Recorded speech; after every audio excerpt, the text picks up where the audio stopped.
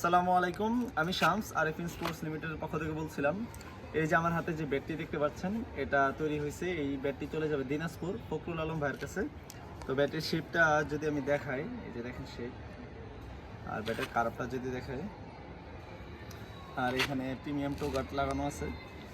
ব্যাটের ব্যালেন্সটা ভাইয়া 950-এর মধ্যে চাইছিল, হয়তো বা 4-5 গ্রাম এদিক সেদিক হইতে পারে, কম বা বেশি হইতে পারে। ব্যাটের ব্যালেন্সটা আমার কাছে মোটামুটি একদম পারফেক্ট লাগতেছে। আর ব্যাটের আওয়াজটা যদি শোনাই, আর কাঠ কোয়ালিটিটা যদি দেখাই, দেখেন একদম মানে একদম মনের মতো, মানে ওই এলাকায় যারা ব্যাটটা হাতে নেবে একদম 100% শিওর দিতে পারি যে সবাই মানে কমফোর্ট ফিল করবে এবং ব্যাট সম্পর্কে কেউ বাজে কমেন্ট করতে পারবে না। এটা মোটামুটি সব বল দিয়ে খেলা যাবে, মানে টেনিসের যত বল আছে সব বল দিয়ে খেলা যাবে, ভারী বল দিয়ে খেলা যাবে না।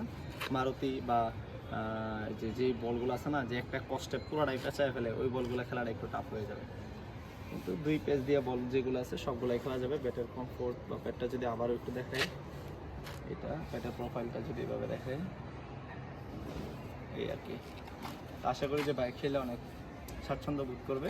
তো ভাই, আপনি যদি ভিডিওটা দেখে থাকেন তাহলে জানাবেন যে আসলে আপনার কাছে ব্যাটের শেপটা, ফার্স্ট অফ অল শেপটা ভালো লাগছে কিনা। আর খেলার পর অবশ্যই কমেন্টে জানাবেন যে ব্যাটের স্ট্রোক বা ব্যালেন্স, মানে মূল কথা আপনার মন্তব্যটা জানাই দিবেন, তাহলে আমি অনেক খুশি হব। আসসালামু আলাইকুম।